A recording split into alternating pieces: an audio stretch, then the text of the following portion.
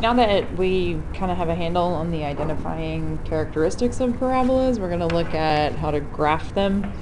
And we don't want to always be dependent on a calculator. And one of the most useful forms for that is vertex form. Called vertex form because the pieces that we use to write it are exactly where we plot the vertex. You can also think of this as the horizontal shift and the vertical shift.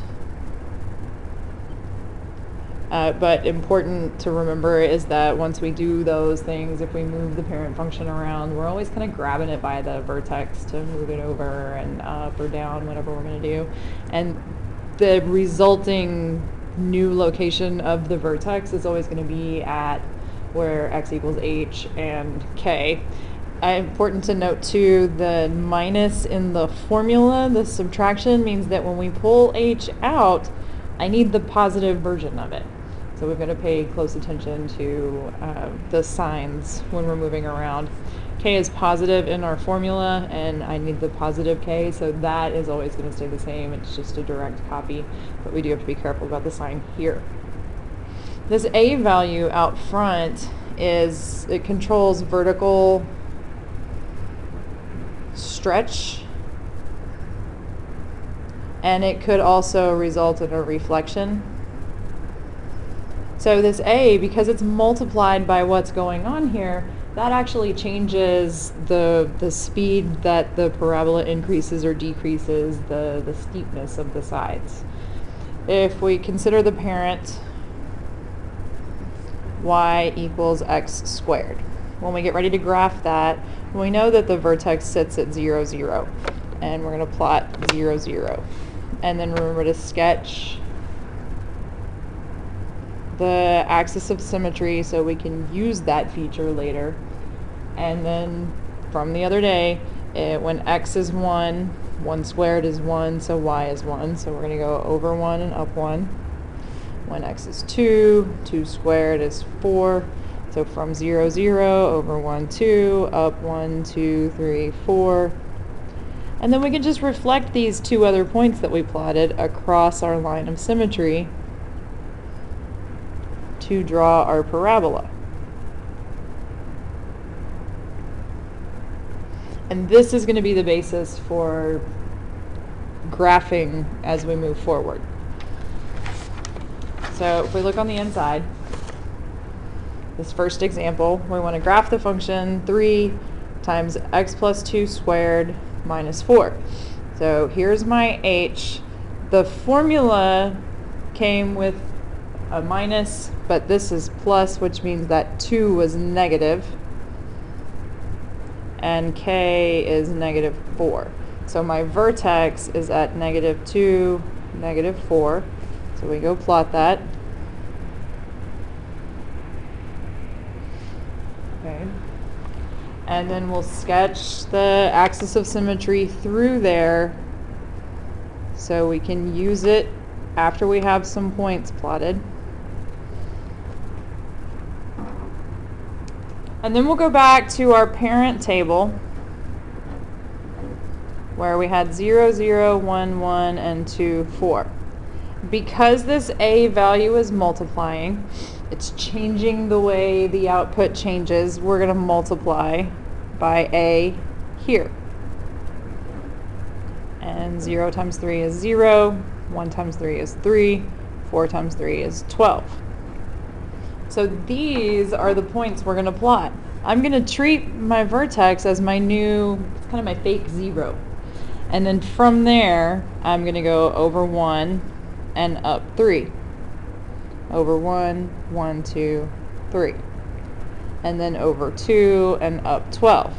From here, 1, 2, 1, 2, 3, 4, 5, 6, 7, 8, 9, 10, 11, 12. So we've gone up much faster than we did before. Reflect them across.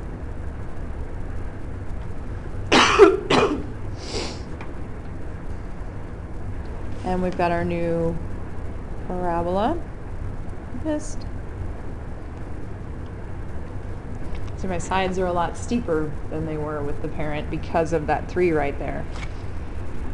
And we'll go ahead and label our axis of symmetry was right here, where x equals -2. Okay, that's it. So the same thing with our next example. I'm going to pull my vertex. H is +3. K is +5. So my vertex is at 3, 5.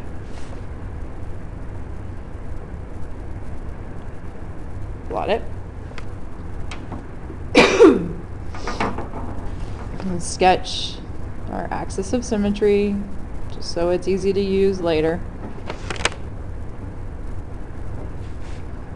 I'll go ahead and label it axis of symmetry at x equals 3. And then we'll go back to our table. 0, 0, 1, 1, 2, 4. This time we're multiplying by a -1/2 times -1/2 times -1/2. Still 0, -1/2, and -2. So now from here, we're going to go over 1 and down 1/2. And then over 2, down 2. Reflect them across. And we can draw our parabola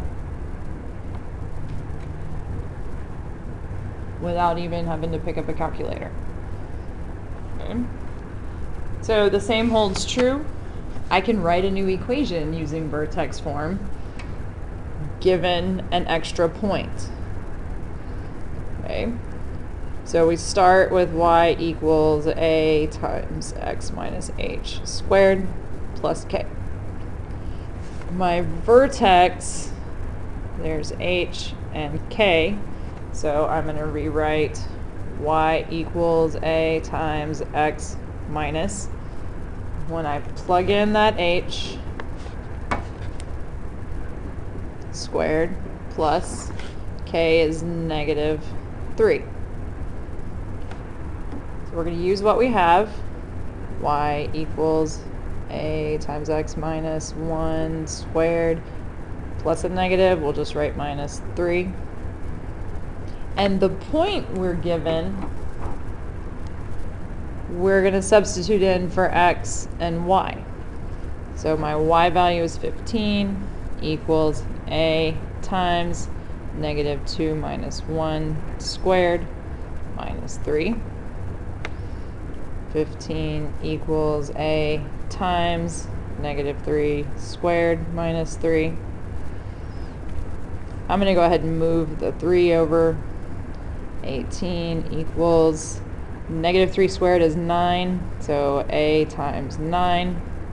We divide by 9, and that leaves a equal to 2. So then we can come back in and we'll write y equals, use our a value, 2 times x minus our 1 from the vertex ordered pair squared minus 3. That is the equation of the parabola that has the given vertex and the given point that it passes through. Try this one. Bring it with you finished to our next class.